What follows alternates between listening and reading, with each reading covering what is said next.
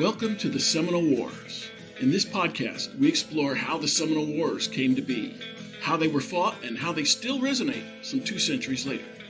I am your host, Patrick Swan, and our show is a production of the Seminole Wars Foundation, found online at www.seminolewars.us. We are recording today from the homestead of the Foundation in Bushnell, Florida. Thank you for listening. Hello and welcome. In 1817, 2 years before the legal transfer of Florida from Spain to the United States, the Seminole Indians numbered as many as 5,000. They were organized into settled towns across North and Central Florida and were thriving on an agricultural economy. By the close of hostilities in 1858, those remaining Florida Seminole who had not died from combat or illness or had been forcibly removed to reservations in the Oklahoma Territory numbered fewer than 200, and these were left in scattered family camps on mostly inaccessible remote tree islands in the Everglades and Big Cypress Swamp. It is these Florida-based survivors whose descendants are now organized into the federally recognized Seminole Tribe of Florida and the Miccosukee Tribe of Indians. Federal recognition depended on cultural survival and continuity of historical identity, both of which resulted from an internalized self-identity born in response to a period of cultural stress and crisis. Among the 3 federally recognized tribes today, distinct political identities exist. The Seminole Tribe of Florida has about 2,600 members, with most living on the 3 largest reservations, at Hollywood, Big Cypress, and in the Everglades region of the Florida South. The 500 or so members of the Miccosukee tribe live on the Tamiami Reservation around U.S. Route 41, west of Miami in the Everglades. A small, politically independent group in Florida lives separate from these 2 and has resisted federal recognition in favor of maintaining a traditional identity, staying away from modern society. The 3rd federally recognized political entity is among the descendants of the Seminole deported to Oklahoma during the wars. They comprise the 12,000-member Seminole Nation of Oklahoma and the Wewoka area of Seminole County. In this podcast, we will explore the ethnogenesis of the Florida Seminole. We will define ethnogenesis, and we will explain the continued cultural importance of the Seminole Wars to the people of Florida. Here to help us understand this is our guest today, Brent R. Wiseman. Dr. Wiseman is Professor Emeritus of Anthropology at the University of South Florida. He has served as the editor of the Florida Anthropologist, president of the Seminole Wars Historic Foundation, and the Alliance for Weeden Island Archaeological Research and Education, and was a founding director of the Florida Public Archaeology Network. His research interests continue to be Seminole Indian culture and history, Florida archaeology, and North American Indians. He has written and published numerous articles and books about the Seminole. Dr. Wiseman, welcome back to the Seminole Wars. Thank you, Patrick. You use a term to describe how the Seminole became who they are today. You call it ethnogenesis. What is ethnogenesis? Ethnogenesis is a term used by anthropologists to explain the process of how people in groups come to identify themselves, how they develop a sense of self-identity that sets their group apart from other groups. And this process can be gradual. It can be brought on by outside factors. It can be a process that results from social isolation where groups just develop in distance or in separation from other groups. It can be brought on by combinations of stress or resistance to outside forces. All these things can be in play and are studied by anthropologists. Ethnogenesis then is the process through which ethnic identities are formed. You've written also that ethnogenesis created a cultural identity for the Seminole. You say that by the Seminole and Miccosukee peoples embracing a primordial narrative, they have forged a workable social cohesion and a blueprint for daily life, and that the Seminole Wars forced them to develop an ethnogenesis as resistance for survival. What do you mean by this? What I bring to the study of ethnogenesis in regards to the Seminole is the forces of nativism and resistance, both of which I argue were sparked, ignited by the Seminole Wars. Now, by training and by practice, I'm an archaeologist. What I wanted to bring to the study of the Seminole Wars and the cultural history of the Seminoles was an archaeological perspective. What could I find in the ground that I could add to the studies of others, anthropologists and historians? What could I add to their perspectives based on the archaeological record? That really hadn't been done before. So I was looking for tangible material expression as evidence through artifacts, as evidence through settlement patterns, where the Seminoles placed their villages, how they buried their dead, looking at those kinds of lines of evidence for ways in which they created their own identity. So I was looking for a more active role for the Seminoles in creating what they called themselves, how they identified themselves. And I was trying to use the archaeological record, what I could find, and looking for anomalies in the archaeological record that might best be explained by using the process of ethnogenesis, and looking for ways in which ethnogenesis could be used to account for how the Seminoles came to be who they are today. Nativism and resistance get to what you were asking in your question. I argue that they purposefully and intentionally went back to their roots as a culture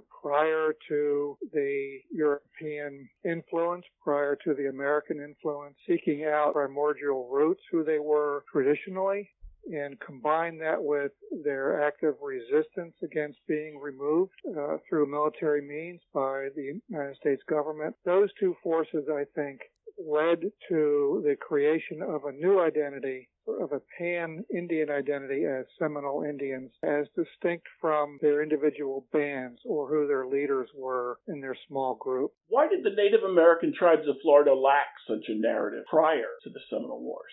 We have to go back and understand who the Seminoles were, where they came from ancestrally. Many of them developed out of the mound-building cultures of the ancient Southeast. These were the cultures that built the large temple mounds that we see in places in northern Florida and in Georgia and in Alabama. The cultures that became known as the Creeks when the Europeans come in, particularly the British, cultures known as the Appalachee to the Spaniards. These mound-building cultures that were presided over by chiefs. These were chiefdom organized cultures that had centralized villages around the main ceremonial mounds, but were primarily populations of dispersed families or dispersed clans that were farming and hunting out in the hinterlands up and down the river valleys, and who would gather for ceremonial purposes several times during the year, but for the most part lived in smaller villages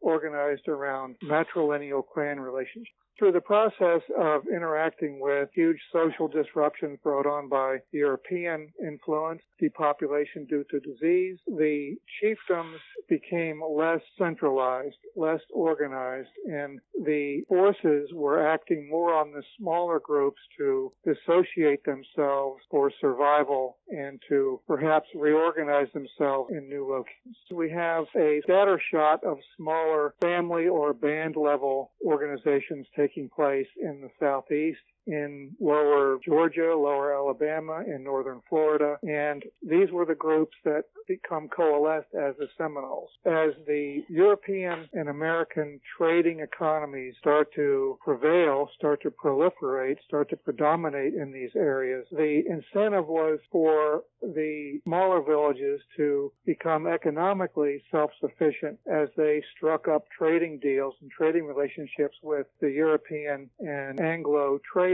At the same time, the colonial governments were seeking a centralized government to make their treaty relationships with the Southern Indians easier. They were looking for leaders that spoke for large numbers of people that they could sign treaties with, while the underlying social process was acting in just the opposite direction. We had a very decentralized, almost chaotic social processes going on in the late 18th through the early 19th centuries, and lack of social cohesion above the level of the band or even the town, matrilineal small group societies. It's on this social reality that the Seminole War began to act. It was the pressures from the Seminole Wars, I argue, that bring these people together to begin to form some kind of unitary solidarity to form a resistance, to fight back against the incursions of the United States government through its military.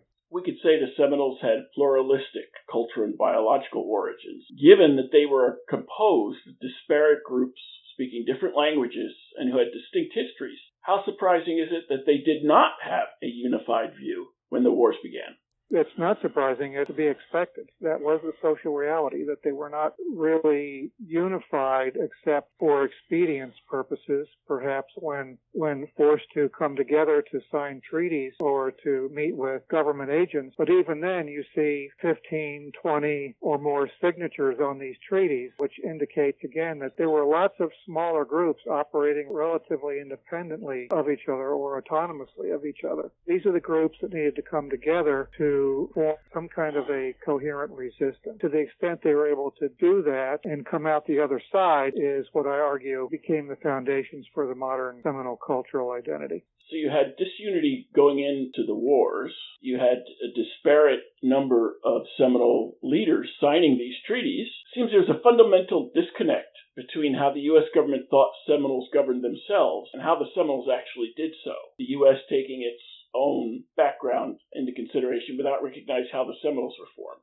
I think that's true. It may have been wishful thinking on the part of the United States government, hoping that there was some kind of centralized leadership like they had in Washington that could, with some kind of consensus or majority rules process, agree on and sign these treaties, which wasn't the case. It was more like these groups operating very independently, like had been with the dynastic Europe prior to the formation of the modern European nation state. So government recognized this much more readily than did the United States government. It was a matter of just not wanting to acknowledge or put in the effort to recognize how many different interests and how many different groups were really operating. It's not as if the government completely ignored the advice that they were getting from the people they were sending out to bring these people together, like Horatio Dexter and some of the Indian agents who recognized the degree to which the Seminoles were dispersed throughout the peninsula and were operating independent of each other. I think it just became a matter of convenience and expedience that they wanted to make deals with the least number of people possible to accomplish their goal. But again, I was looking for all this to add to the understanding of this entire historical process through contributions of archaeology, which set my quest somewhat apart from the quest of the historian or the anthropologist. And one thing I was trying to remedy in my own work was the tendency of archaeologists not to talk to historians, historians not to talk to archaeologists. Archaeology in the United States is part of anthropology, but even within anthropology, archaeologists not talking to cultural anthropologists and vice versa. So we were developing the silos of knowledge about the Seminoles and other American Indians, for that matter, during this period, and not really crossing those boundaries. My hope was to contribute archaeological evidence to this process to convince and compel others to pay attention to archaeology, what it could offer, and to help break down those silos. My publications were geared toward demonstrating that to the point that other scholars would pay attention. What has your research told you about how Seminoles made decisions for the tribe or tribes at the start of the Second Seminole War? What I learned through looking at the archaeological evidence was that there were processes in place, processes taking shape, processes that were motivating the Seminoles. There were processes that were forming, that were taking shape, in which the Seminoles were getting back in touch with their deeper cultural roots that were independent of the European or the American influence that they had adopted in the previous 30, 40, 50, 60 years. That's what I call nativism. Evidence for that in their rejection of the elements of European or American material culture that they had readily accepted up until this point. And this was primarily through the ceramics, the European manufactured ceramics that they had actually valued and had been pervasive in American Indian culture, not only with the Seminoles, but throughout southeastern Indian cultures, rejecting those ceramics as symbolic of an acceptance of European or American culture. Me not finding those ceramics in archaeological sites that dated to the Seminole Wars era, in spite of how common those ceramics were in Seminole archaeological sites dating up to the war period.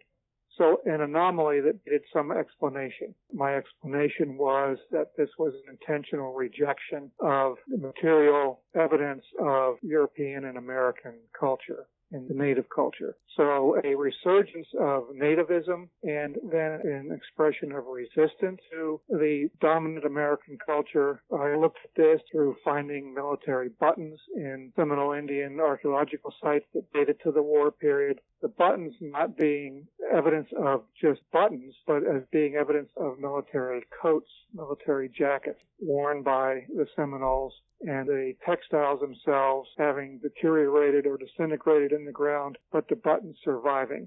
So then the question becomes, why were they wearing United States military clothing? We touched on that somewhat in our previous discussion, but I think as this became a symbol of resistance to the Army saying to them through the symbolic wearing of this clothing that we are worthy adversaries. We are here to stand against you. We can conquer you. Look, we are wearing your clothing. We have obtained these military jackets and clothing from your dead soldiers. We are not to be messed with. Combining these things, in my view, that I was finding in the archaeological record, gave me evidence of an emerging Seminole identity that perhaps had not been as strongly expressed prior to the Seminole War period. Fast forwarding to the present day, looking at how the modern day Florida Seminoles are so proud of their heritage that they call themselves the unconquered people. When you go to the reservations and you look at the signs that they've painted on the sides of their buildings,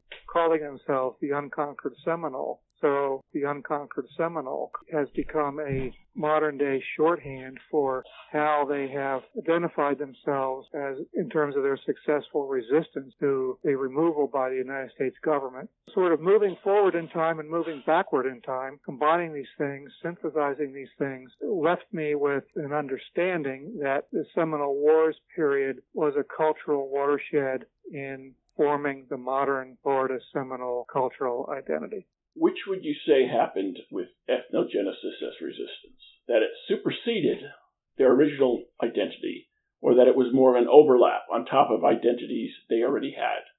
I think it was a synthesis of identities that they already had. It was going back and selectively pulling forward elements of the identities that they already had within their cultures, bringing them together in slightly different ways. The Seminole identity through ethnogenesis, in my mind, was a very creative process in which they were forming this new identity as a synthesis of what already existed. Without the U.S. government's military campaign against the Seminole and the second of these wars, might the Seminole as a people simply have disintegrated because of their disunity? Well, that's extrapolative.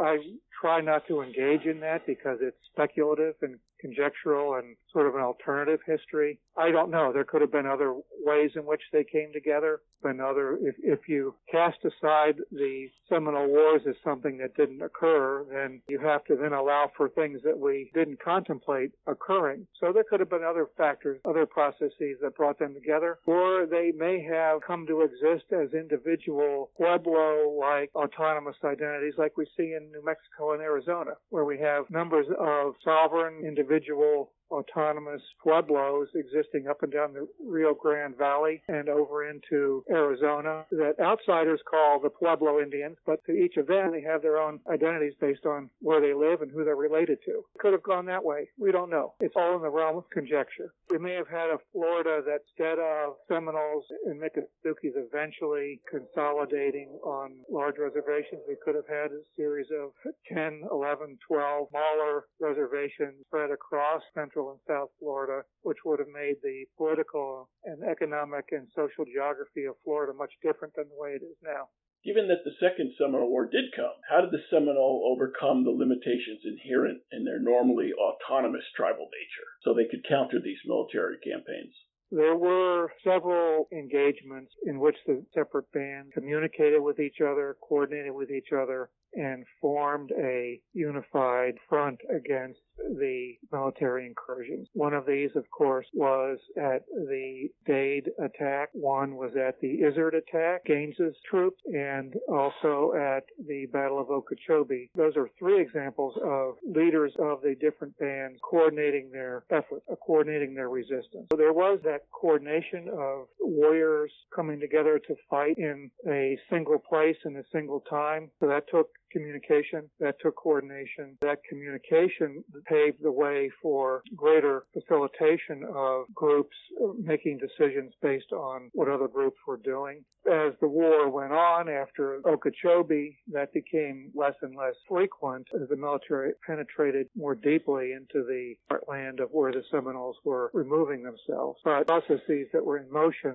persisted. The various bands established communication networks, which you've mentioned. Besides transporting intelligence, they transported trade goods, military materials, even Seminole warriors, women and children. How essential were these networks for allowing the Seminole to resist the Army's onslaught? They were essential. That kind of communication between groups and the movement of intelligence from one group to another in terms of alerting the other groups to the movement of the troops was essential. Of course, one of the main strategies of the Seminole to survive the war was to keep the troops away from the women and children and their villages. They were largely, particularly in the beginning of the war, successful in doing that so that women, children, and the elderly were not captured or not attacked by troops as they were moving forward. The tactics the Seminole used were to engage the troops on ground that they were familiar with, terrain that favored the Seminole way of war, and that usually involved moving or distracting, delaying, diverting the military away from the villages and engaging them in other locations. That was essential in the first couple years of the war to keep the odds in the Seminole favor. How much harm did the U.S. Army and its sister services do to disrupt these networks and thus whittle down resistance of the Seminoles for removal? Whether they knew it or not, ultimately they became more and more effective in disrupting those lines of communication.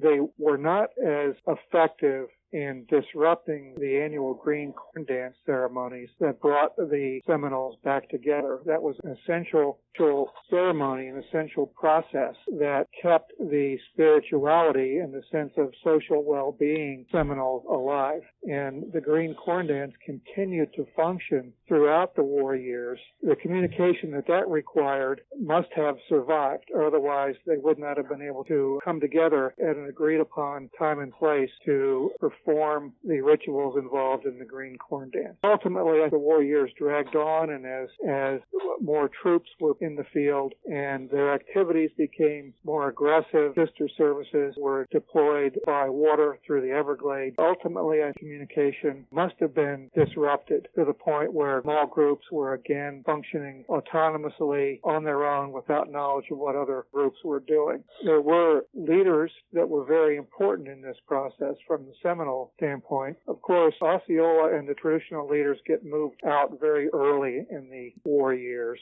but some other leaders stepped forward, like Coacachee, or Wildcat as he's known, was a very important figure. He's captured and imprisoned at Fort Marion, the Castillo in St. Augustine. He famously escapes. Through his efforts, he brings together bands that were operating separately from each other. Through his influence, brings them together to fight at the Battle of Okeechobee. As some of these individual leaders become themselves the conduit of communication and information. As long as they were able to stay in the field and stay active, there was still a spark in the Seminole resistance. As time goes on, that spark becomes dimmer and dimmer, and finally we're left with smaller groups of Seminoles dispersing and hiding themselves out in the Big Cypress and in the Everglades. They ultimately become the Florida survivors. But they have already, in my view, embraced and have imbibed the spirit of nativism and resistance and have the ability within themselves to create what becomes later the Seminole worldview, the Seminole culture of unconquered people. Quite ironic that the more autonomous individual groups became, the more unified they became as a people because of the resistance to the removal policy. They had already absorbed those core elements of ethnogenesis. As they dispersed, which is what they needed to do for survival, as their numbers diminished and as military pressure became more intense through the years, they had already embraced those values. So even though they were not operating as a cohesive larger group, each of the smaller groups had already absorbed, imbibed, adopted those values. Even though they were separated, they shared in those same beliefs. And years and years later, when they start to come together again as a unified political body, which is a topic of another conversation, and historians and political scientists have all weighed in on this, and we know how divisive and factionalized that process became in the 20th century. Nonetheless, the one thing they all had in common was their reference back to their successful fight against the United States government in the Seminole Wars. You have written that Seminole identity is defined by both persistence and change. What do you mean by this? What I mean by that is they've retained the parts of their ancestral traditional southeastern Indian culture. They've retained those values and those practices that are core features of their culture, like the annual green corn dance, while at the same time selectively allowing in influences from other cultures, like the European or American cultures, that serve their interests, have allowed them to survive. Gaming is an example of that, using the sewing machine to make the patchwork patterns that become really identified with Seminole culture in the early 20th century. Those kinds of things have brought them all together seamlessly in a way that have defined for themselves who they are, quite apart from being defined by outsiders. They've brought together very traditional aspects. Those have persisted in spite of heavy pressures to dissolve them, and they've selectively brought in things from the outside world, from the modern world, to use to reinforce how they see themselves as a culture. And so persistence and change exist side by side, reinforcing each other. That is what makes Seminole culture unique. This identity of the Seminole as the unconquered people has become part of what the outside world expects the Seminole to be. How does this manifest itself in our popular culture? One easy way for the outside world to understand who the Seminoles are is to look at them as the people who didn't surrender, who didn't succumb to the United States government, that they became the unconquered people, and somehow because they didn't become dominant or oppressive or didn't interfere with the mainstream of American culture to the extent that it was going to inconvenience anybody, it became a convenient shorthand without having to really delve into the processes of how they came to be or who they are or how they survived or how they've become who they are in the 21st century. People looking for easy understandings, I think, have just sort of shorthanded them as the unconquered people. They've just been able to exist on their own, apart from the rest of American or Floridian society. When the road has not been easy, has not been paved with riches, or they've not gotten a free pass into the 21st century, I would say that they have created an identity of unconquered people, partly as a shelter, as a shell to keep people away from themselves by giving the rest of American society an easy way to understand them without yielding their privacy.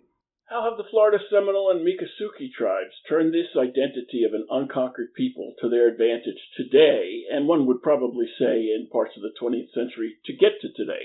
They've been able to use this as a way in which the outside world can understand who they are without intruding upon the deeper elements of their culture, without invading their privacy, without getting into the elements of their culture that they consider to be sacred or in need of protection from the outside world. They've used it to their advantage because it's an easy way to quickly understand who they are. To comprehend better who the Seminole are today as a people, how important is it that we take an integrated approach using history, anthropology, archaeology, and some knowledge of contemporary Florida Seminole culture?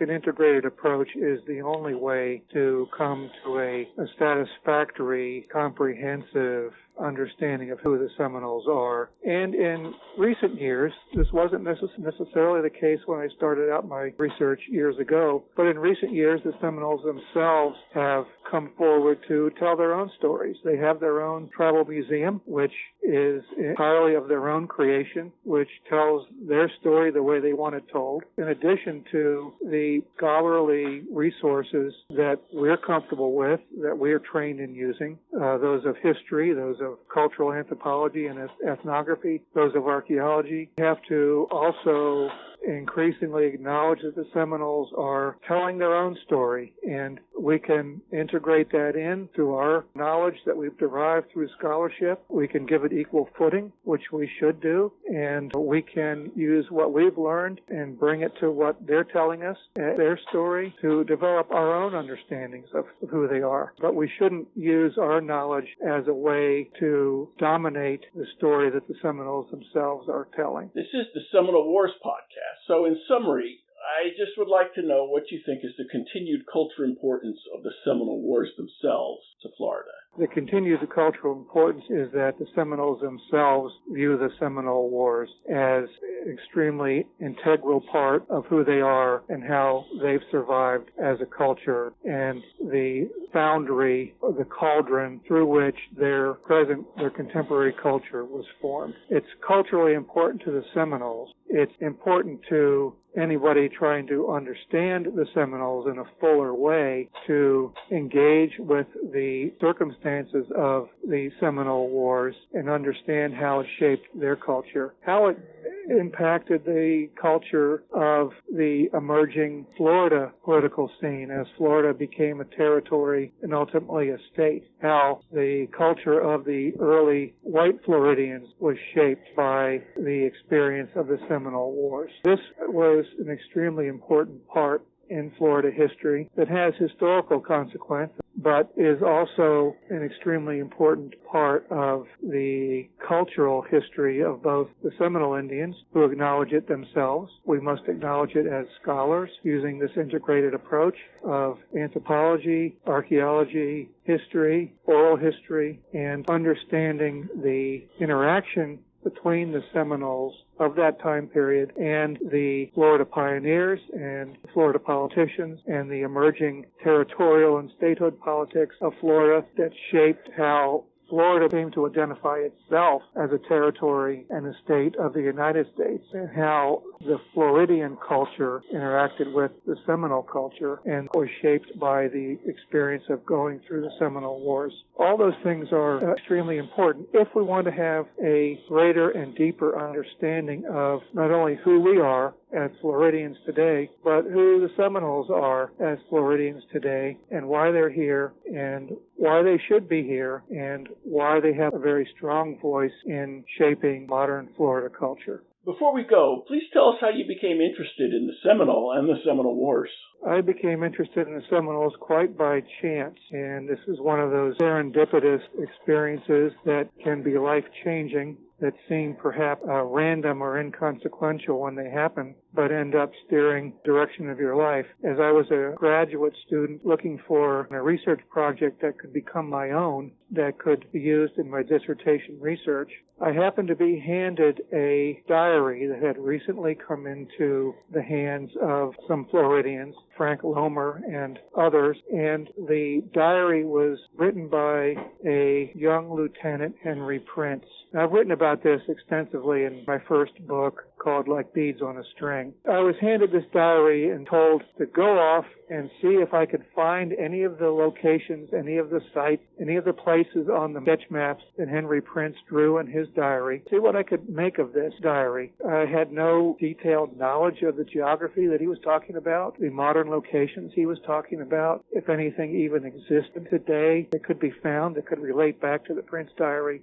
He was describing the Cove of the Withlacoochee, which is now for the most part in Citrus County, Florida. With his diary and with maps in hand, off I went as a much younger person, as a graduate student, seeking to find those sites, those scenes that Prince described and that he drew and sketched. That is what set me on the path that I ended up pursuing for much of my professional career. If our listeners want to learn more about your scholarship, how would you recommend they go about that? My first experiences with the Prince Diary are described in my first book, which was published in 1989. That resulted from the previous 6 years or so of research in the Prince Diary and expanding from there my own quest to understand the Seminole culture in a larger, more integrated way. That book was published by the University of Alabama Press. It's called Like Beads on a String.